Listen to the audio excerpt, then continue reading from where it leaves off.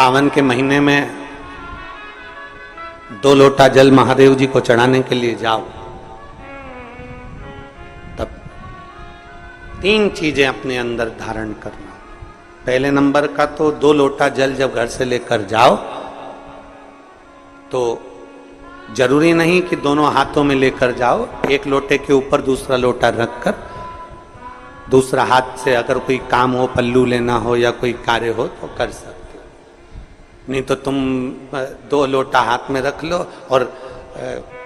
पल्लू डाल देना सिर पे,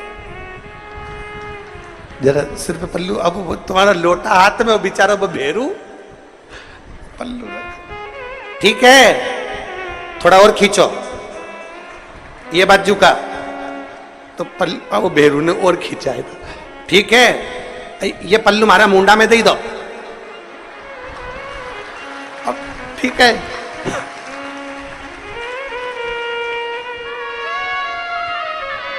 और थोड़ी दूर चली और याद आ गया, ओ बाप, इतने में भेरू ने कहा क्या हो गया, क्या हुआ? वो हमारे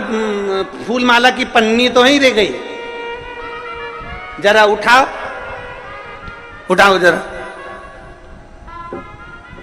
ये ले, कमर में खोसी दो, खोच कमर में पन्नी।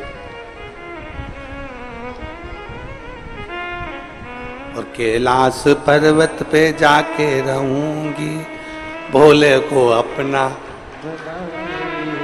अब पति भी के अच्छा शंकर हुआ और अच्छा जल हुआ, निवेदन है अगर 2 लोटा हाथ में ना तो एक के ऊपर एक लोटा रखकर भगवान की भक्ति धारण करते हुए 3 चीजों में एक चीज जल 2 लोटा, दूसरा श्री शिवाय नमस्तुभ्यम का जाप पूरे सावन के महीने में से कम 5 दिन ऐसे निकालना कि बेलपत्री के पेड़ की छांव में बैठकर हम श्री शिवाय नमस्तुभ्यम की कम से कम 1 माला जरूर कर ले, जरूर। और मान लो अगर बेलपत्री का पेड़ नहीं मिले, तुम्हारे आसपास में नहीं मिले, तो फिर एक काम करना, शंकर जी के मंदिर की बेलपत्र मिली जाए, उसको सिर पे,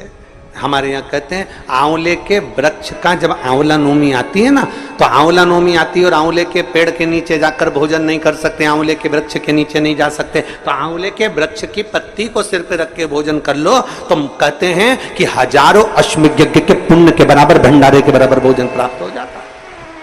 आंवले के वृक्ष की पत्ती, तो वो बेलपत्र भी मस्तक पर बाबा को प्रणाम कर कर फिर वही बेलपत्र का आनंद करते हुए भाव से उस बेलपत्र को मात्र शीश से लगाई लिया ना, मस्तक पर चढ़ाई लिया ना, तो भी भगवान की अविरल भक्ति प्राप्त हो सकती। अविरल